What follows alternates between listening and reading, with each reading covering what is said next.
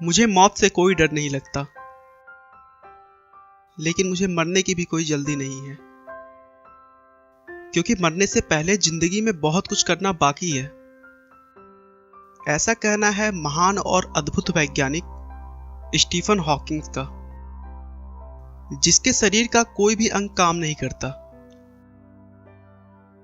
वो चल नहीं सकते, वो बोल नहीं सकते, वो कुछ कर नहीं सकते, लेकिन फिर भी जीना चाहते हैं। स्टीफन का कहना है कि मृत्यु तो निश्चित है, लेकिन जन्म और मृत्यु के बीच कैसे जीना चाहते हैं वह हम पर निर्भर करता है। चाहे जिंदगी जितनी भी कठिन हो, आप हमेशा कुछ न कुछ कर सकते हैं और सफल हो सकते हैं। स्टीफन का जन्म 8 जनवरी 1942 में इंग्लैंड के ऑक्सफोर्ड शहर में हुआ था। जब स्टीफन हॉकिंग का जन्म हुआ, उस समय दूसरा विश्व युद्ध चल रहा था। स्टीफन हॉकिंग के माता पिता लंदन के हाईगेट सिटी में रहते थे, जहां पर अक्सर बमबारी हुआ करती थी, जिसकी वजह से वह अपने पुत्र के जन्म के लिए ऑक्सफोर्ड चले आए, जहां पर सुरक्षित रूप से स्टीफन हॉकिंग का जन्म हो सका। बचपन से ही हॉकिंग बहुत ही इंटेलिजेंट थे। उनके पिता डॉक्टर और मां एक हाउसवाइफ थी। स्टीफन की बुद्धि का परिचय इसी बात से लगाया जा सकता है कि बचपन में लोग उन्हें आइंस्टीन कहकर पुकारते थे। उन्हें गणित में बहुत दिलचस्पी थी, यहां तक कि उन्होंने पुराने इलेक्ट्रॉनिक्स उपकरणों से कंप्यूटर बना दिया था।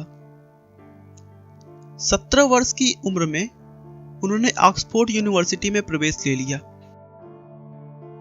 ऑक्सफोर्ड में पढ़ाई के दौरान उन्हें अपने दैनिक कार्यों को करने में थोड़ी दिक्कत आने लगी थी।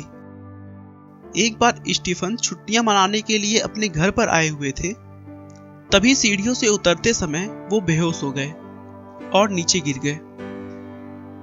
शुरू में तो सभी ने कमजोरी मात्र समझकर ज्यादा ध्यान नहीं दिया, लेकिन बार बार इसी तरह के बहुत से अलग अलग प्रॉब्लम्स होने के बाद जांच करवाया तो पता चला कि उन्हें कभी न ठीक होने वाली बीमारी है, जिसका नाम न्यूरॉन मोर्टार डिसीज था। इस बीमारी में मांसपेशियों को नियंत्रित करने वाली सारी नसें धीरे धीरे काम करना बंद कर देती हैं, जिससे शरीर अपंग हो जाता है और पूरे अंग काम करना बंद कर देते हैं।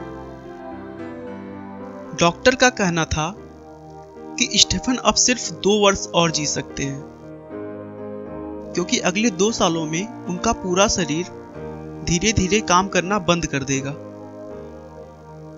स्टीफन को भी इस बात से बड़ा सदमा लगा, लेकिन उन्होंने कहा कि मैं ऐसे नहीं मर सकता, मुझे जीवन में बहुत कुछ करना तो अभी बाकी है। स्टीफन ने अपने बीमारी को दरकिनार कर तुरंत अपने वैज्ञानिक जीवन का सफर शुरू किया और अपने आप को पूरी तरह विज्ञान को समर्पित कर दिया। धीरे धीरे उनकी ख्याति पूरी दुनिया में फैलने लगी। उन्होंने अपनी बीमारी को एक वरदान के रूप में समझ लिया था, लेकिन वहीं दूसरी तरफ उनका शरीर भी उनका साथ छोड़ता चला जा रहा था। धीरे धीरे उनका बायां हिस्सा पूरा काम करना बंद कर दिया। बीमारी बढ़ने पर उन्हें व्हीलचेयर का सहारा लेना पड़ा। उनकी ये चेयर एक कंप्यूटर के साथ बनी है, जो उनके सर, उनकी आंखों और उनके हाथों के कंपन से पता लगा लेती है कि वो क्या बोलना चाह रहे हैं। धीरे धीरे स्टीफन का पूरा शरीर काम करना बंद कर दिया था, लेकिन उस बीमारी में एक प्लस पॉइंट भी था कि इस बीमारी से स्टीफन सिर्फ शारीरिक रूप से अपंग हो रहे थे, ना कि मानसिक रूप से। उसके बाद लोग यूं ही देखते चले गए और हॉकिंग्स मौत को मात पे मात दे रहे थे। उन्होंने ब्लैक होल का कॉन्सेप्ट और हॉकिंग रेडिएशन का महान विचार दुनिया को दिया। उन्होंने अपने विचारों को और सरल भाषा में समझाने के लिए एक किताब लिखी, a brief history of time, जिसने दुनिया भर के विज्ञान जगत में तहलका मचा दिया। दोस्तों, स्टीफन हॉकिंग्स एक ऐसा नाम है जिन्होंने शारीरिक रूप से विकलांग होने के बावजूद अपने आत्मविश्वास के बल पर विश्व का सबसे अनूठा वैज्ञानिक बनकर दिखाया है, जो विश्व में न केवल अद्भुत लोगों बल्कि सामान्य लोगों के लिए प्रेरणा बने हैं। आपका बहुमूल्य समय देने के लिए बहुत बहुत धन्यवाद। इस वीडियो को लाइक करके आप हमारा मनोबल बढ़ा सकते हैं। मैं हर रोज एक नई इंस्पिरेशनल और मोटिवेशनल वीडियो के साथ आता हूं। दोस्तों, अगर आप हमारे वीडियो को मिस नहीं करना चाहते तो कृपया चैनल को सब्सक्राइब कर लें। आपको यह कहानी कैसी लगी हमें कमेंट करके जरूर बताएं।